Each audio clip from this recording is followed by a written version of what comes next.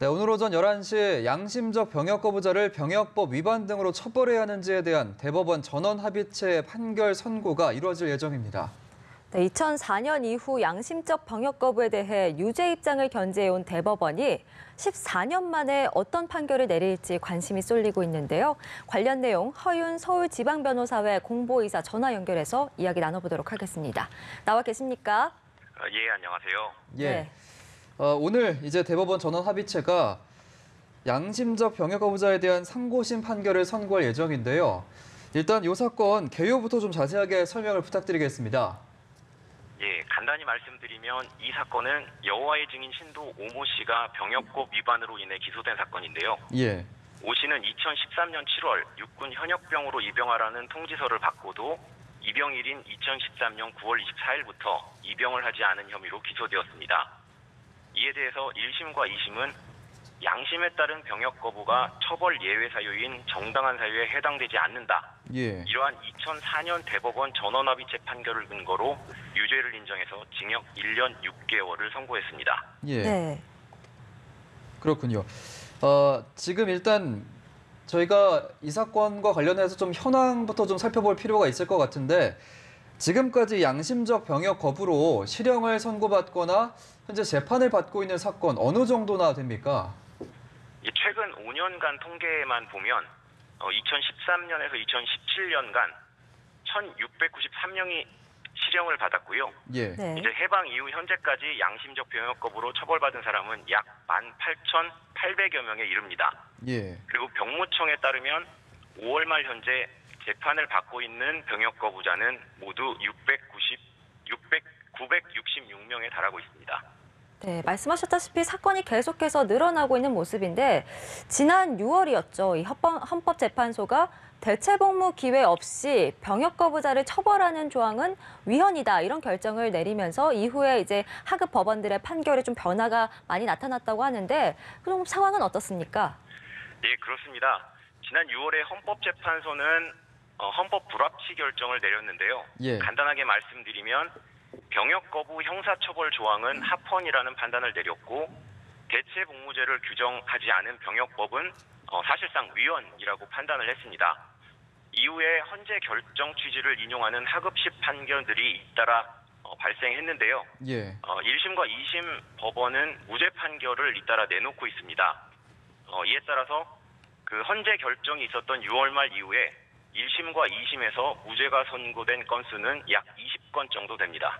예. 네. 지금 이 흐름에 따라서 이제 헌재도 병역의 종류에 대체복무제가 포함되도록 해당 법정을 개정하라 이렇게 요구를 했는데요. 변호사님 계신 이 서울지방변호사회도 대체복무제 도입을 찬성하는 입장인 걸로 알고 있는데 어떤 이유에서입니까? 예, 저희 서울지방변호사회는 기본적으로 헌법적 가치를 굉장히 중요하게 생각을 하고 있는데요. 네. 예. 일단 헌법적 가치로서 대체복무제와 연관이 돼 있는 것은 국가의 안전보장 그리고 양심의 자유 이 두 가지 가치인데요. 예.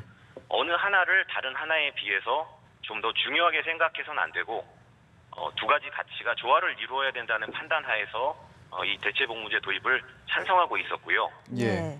국가의 안전보장이 중요하긴 한데 이 국가의 안전보장만을 위해서 양심의 자유를 제한을 한다면은 이것은 곧 헌법상 금지된 과잉금지 원칙에 위반하는 것이라고 판단을 했고요. 예. 국방의 의무를 대신하는 다른 제도가 사실상 가능한데 국가가 그 대체복무제를 만들려는 최소한의 노력도 하지 않고 만연하게 형사처벌을 그럼으로써 이 상황을 만연 안이하게 보고 있다는 판단에서 대체복무제 도입을 찬성하고 있는 것입니다.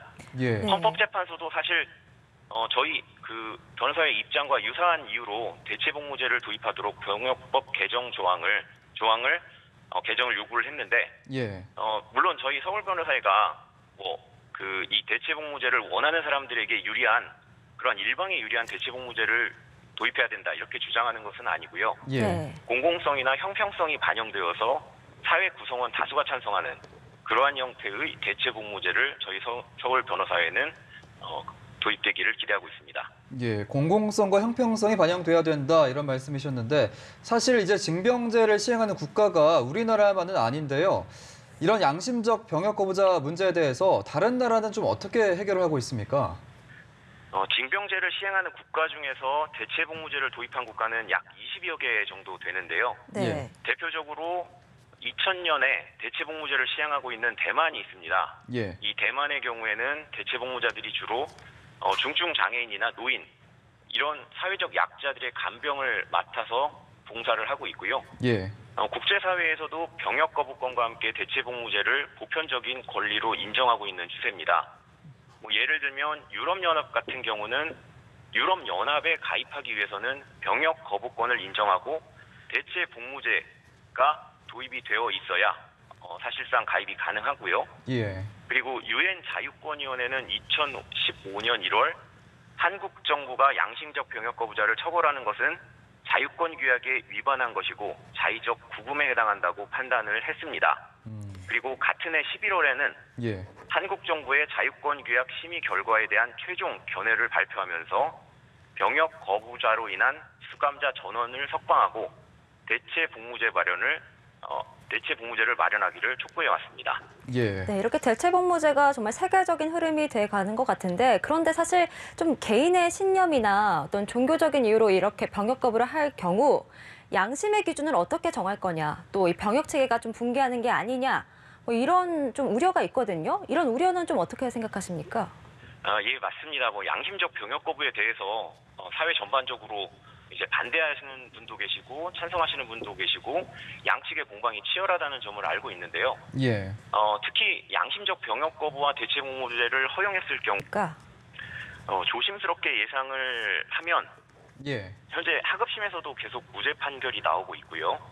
우리 사회 자체도 대체복무제 도입에 여러 가지 조건이 선행이 된다면 거부감을 느끼지 않을 정도로 성숙했다라고 판단이 됩니다. 그리고 이미 헌재가 지난 6월에 병역 거부 형사처벌 조항에 대해서 물론 합헌이라고 판단을 했지만 전체적으로는 이제 헌법 불합치 사실상 위헌 판단을 했고 헌재 결정 취지에 따라서 하급심에서도 무죄 판결이 잇따라 나오는 이런 상황에서 대법원이 무죄라는 전향적인 판단을 내려주지 않을까 그렇게 예상하고 있습니다. 예. 네, 알겠습니다. 네, 대법원의 오늘 선고 결과가 이제 현재 각급 법원에 계류된 양심적 병역 거부 사건에도 큰 영향을 아무래도 미치겠죠. 예, 그렇습니다. 오늘 이제 전원합의체 판결이 나오는데요. 지금 1심과 2심에 계류 중인 이 양심적 병역 거부 관련된 사안이 약 20건 정도 되는데 예. 이 전원합의체 판결에 따라서 만약 무죄가 내려진다면 각급 법원에 계류된 양심적 병역 거부 관련 사건도 무죄 판결을 내릴 것으로 예상이 됩니다. 예, 알겠습니다.